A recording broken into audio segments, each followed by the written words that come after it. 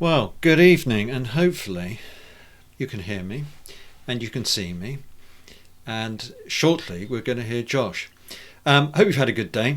Let me tell you a little bit about what we're going to do over the next few days. One of the things that people are saying is they'd like to pray more, so we've got a prayer meeting for you tomorrow morning at 10:30, and we'll send out a link of how to get onto Zoom for that. Deb Bryan's going to be leading us, and I'm looking forward to that very much. No, I know not everybody is going to be able to join. It's the middle of the day, but if you can, join us on Zoom for 10:30.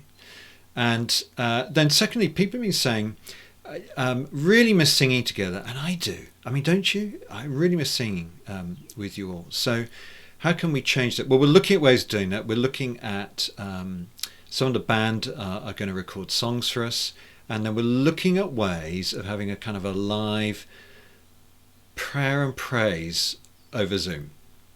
No idea how that's going to work, but I'm sure it's going to work brilliantly. And we'll let you know more details about that. Tonight we're going to try something a little bit different. Later on, we're going to have a quiz. Just to test it out. It's just a little trial run because we think actually something like Zoom could be great for a quiz. You've got breakout groups and we can have little competitions and so on. So that would be a lot of fun.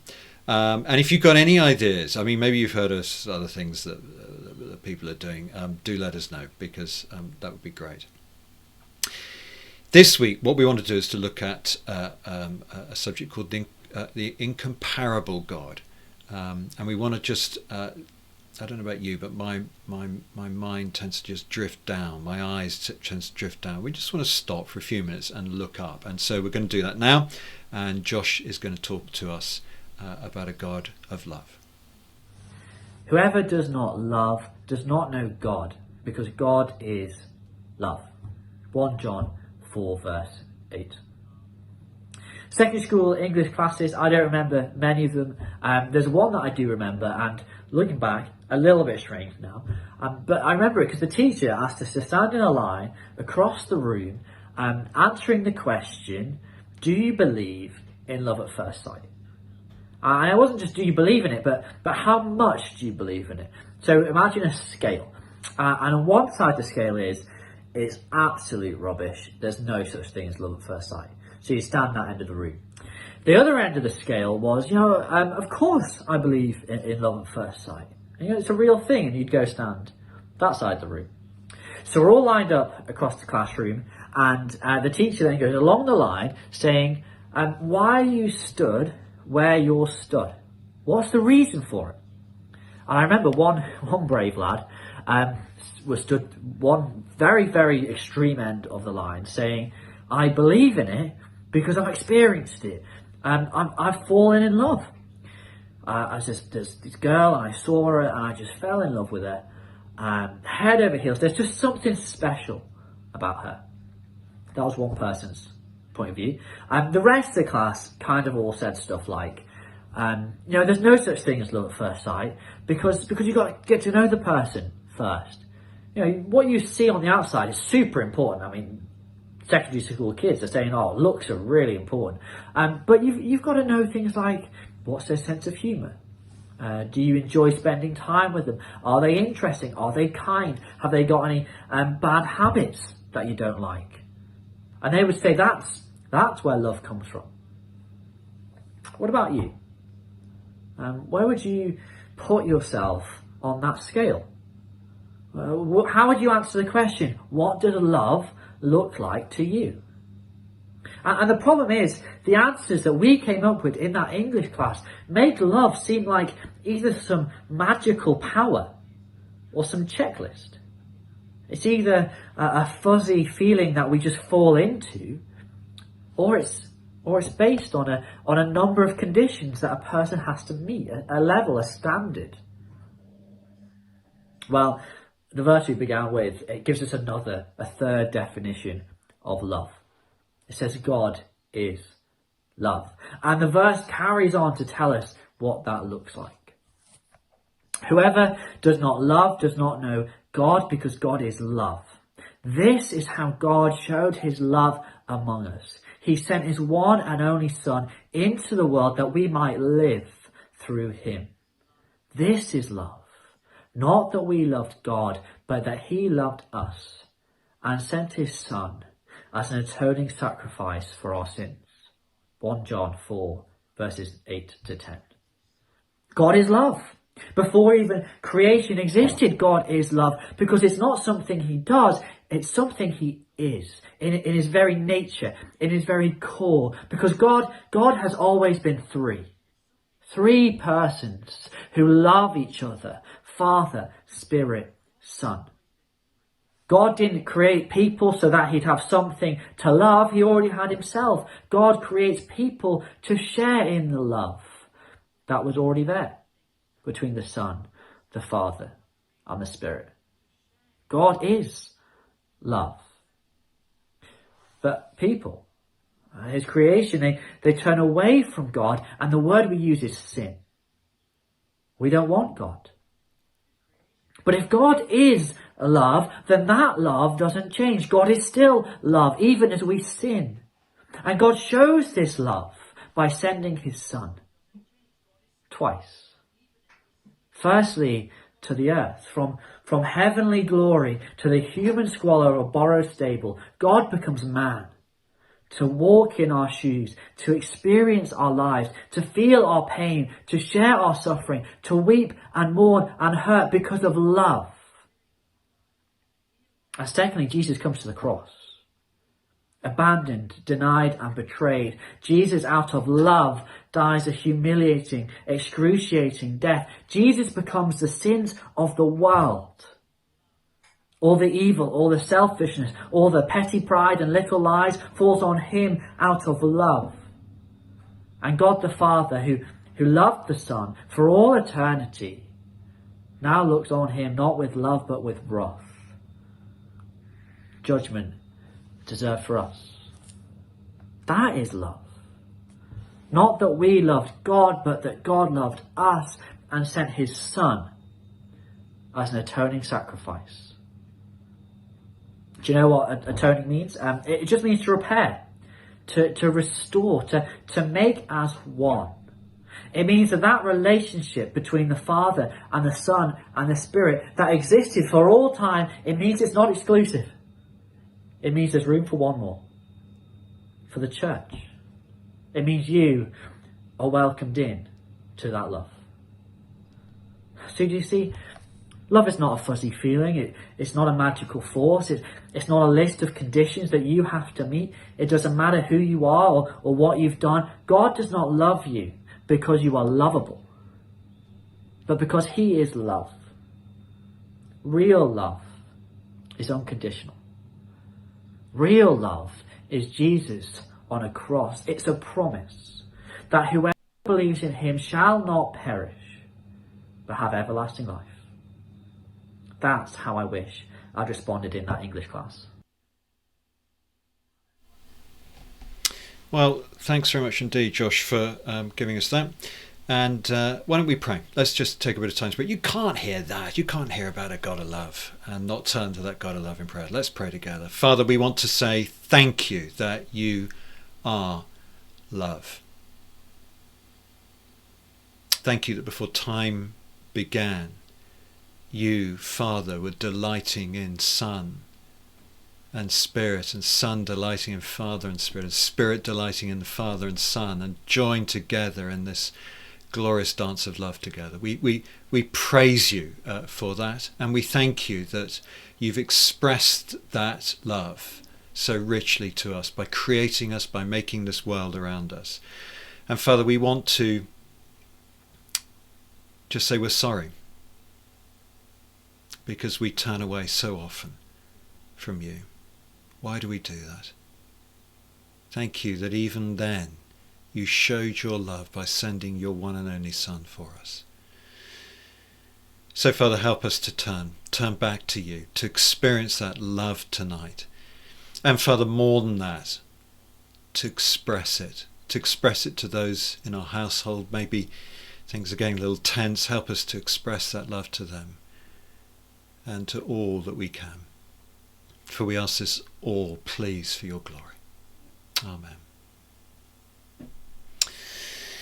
Well, we're going to try something a little different now. Just in the comment section, Jules Ellis, sitting at home, is going to post some questions. So, Jules, if you'd like to post your first quiz question for us, what we're going to do is the first person who can answer it. Okay, we'll chalk one up to you. So we're just playing a game tonight.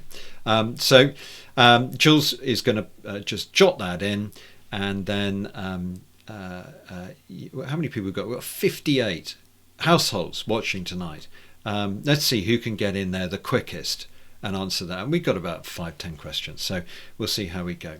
While we're waiting for that, hello to Janet. It's great to see you. And Ray and Moira sitting at home watching, and Judy as well. So is that HP? Is that Harvey? It's lovely to see if it is. Thank you very much for joining us tonight. I've been told I don't look enough at these kind of comments down the side, so I'm going to try and do that.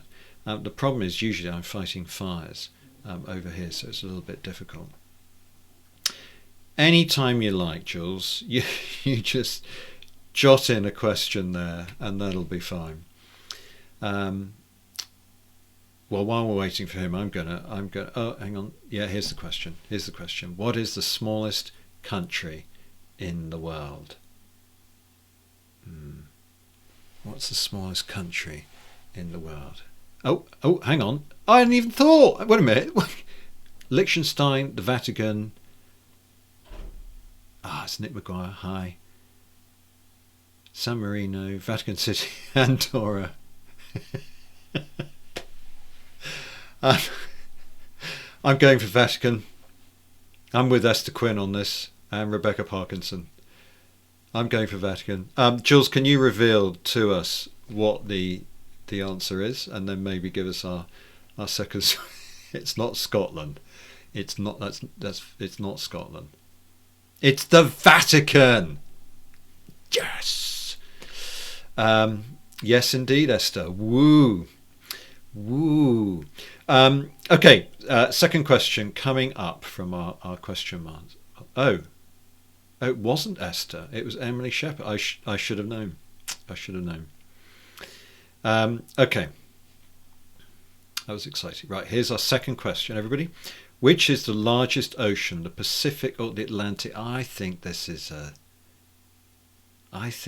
trick. I would say the Pacific, but is it?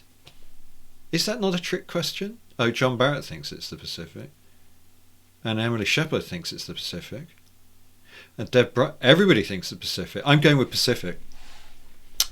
I'm definitely going with Pacific. I just think it's a trick question because, yeah. It is the battle of the fastest types. You're absolutely right, Becky. Nobody's saying Atlantic. I think we'll go with Pacific. In which case we will all... Oh, it is Pacific. Yep. We're there. Okay, so our third question coming up. That was a bit easy, Jules, to be honest. What's our next question going to be? We've had geography, 2 geography questions. I wonder if we could have something a little bit more tested. Here we go. Which edible plant did Popeye eat to gain superhuman strength? You've got to be a certain age to know this. We all know it. We all know it's spinach. It's spinach. Is this Andy asked the audience? It would be rather good if it was. Phone a friend. Phone lots of friends. Jules, we know it's spinach because we all watch the cartoons, and you're going to have to test us more than that, really. Janet, I'm not saying if you're within the age, okay? I'm not silly. I'm not falling into that trap. It's my anniversary tomorrow. Suggestions for what I could do for Carol for the anniversary tomorrow, given that it's not going to be very easy getting a decent bunch of flowers.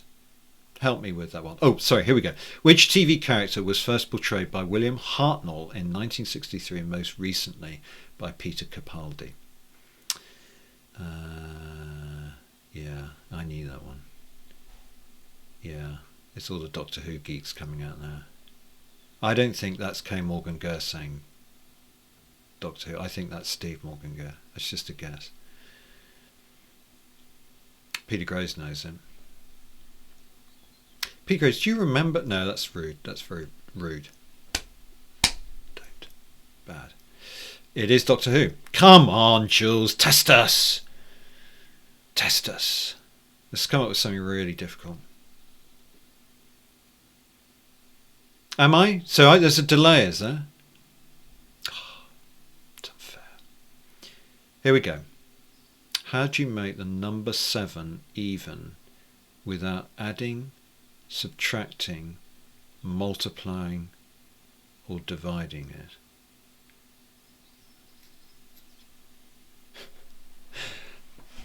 I've not got a clue. Take away the S. It's very clever. Add a 0. That's clever. Okay, yep. Take away the S. Can we get back to my question about the anniversary? You're not helping me very much here. I need some help, guys. I haven't even got a card. I'll write a letter. That'd be nice. Right, drop the S. Okay, good. Got that right. Yeah. Russell Crowe praised Inspector Javert, which 2012 film. We all know that. It's Les Mis. Les Mis. Make a breakfast in bed. Yes, that's good. I'm jotting these down. Breakfast in bed. Okay, thanks. Stay out of her way.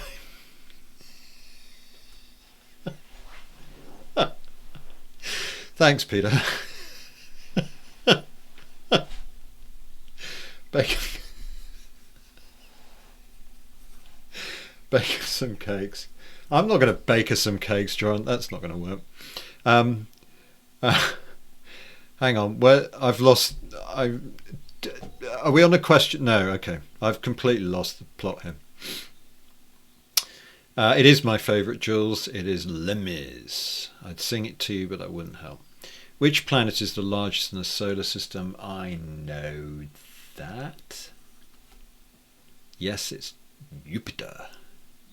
It's Jupiter. Very good. We're on cracking form tonight, aren't we? Jules, you're going to have to fight Jumperia. We're going to have to have more complex questions, I think, than that. You're just going to have to raise it to another level for us to catch us out. We're so on it, aren't we? Everybody knows it. Oh, it's a typo. Okay, not Jumperia. Jupiter. I'm sorry I'm behind you. I don't know why. I thought you were behind me, but I don't understand how this works. Well, that's obvious. Give us a football question. I can give you a football question. Which team is going to stay up in the Premier League this season? And the answer is... I'm on Jupiter with a time lag. It's Bournemouth, by the way. It's Bournemouth. It is Bournemouth. It is Bournemouth, John Barrett, because what I think they should do is the bottom 3 should be allowed to stay. You then bring up the top 2, okay? You expand the Premier League by 2 to 22. They could cope with that. And then at the end of the season, you send 5 teams down and bring 2 up. Just a thought. Yeah, Leicester are going to stay. Leicester play very well. They've done great. They've done great. Sorry, what was the question? Jupiter. Yeah. I have hijacked because nobody else can. I've hijacked the church because nobody else can do this broadcast. If you think you could run this software, I'd love to hear from you because I would gladly hand this over. Oh, there's another question. Hang on. Douglas is the capital of which self-governing crown dependency in the Irish Sea? Becky Parkinson straight in with Isle of Man. I think that was Dave. I think that's Dave coming up with these. Yep. Yeah, we're absolutely cracking this. Jules, give us one more. We're going for one more, and I want you to pick the most difficult one you can find. All right? The most testing. See what you can do. What's happened? No more questions. No more answers. I'm just glad this is working, to be honest. Right, here we go. Which smoked fish might you expect to be served with cream cheese and lemon juice in canapes? I'm going to write my answer down here. Yes. No, I didn't have that. I had... Caviar's not a fish, right? Oh dear. We have caviar every night here in the Upton family. I could get that for... No, I couldn't get that for Carol. They won't have it in Sainsbury's. Splendid. Well, thank you. Thank you. It looks like it is salmon. Jules, you've been great. Yeah, thank you, Peter. Caviar. Way to go. Well, look, folks, we'll be back tomorrow, but don't forget we've got the prayer meeting at 10:30 tomorrow. Debs is going to lead that, a little bit more reflective and thoughtful. Hope you can join us. I'm from Bournemouth. We have caviar all the time in Bournemouth.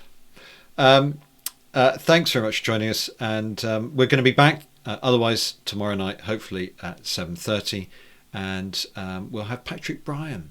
Patrick Bryan's going to be speaking tomorrow night, and I'll see if I can dredge up a bit of an interview from somebody else, see how they're coping with everything at the moment. Thanks for joining us. It's been fun, and have a good rest of the evening. We've got home group, but have a good rest of the evening. Thank you.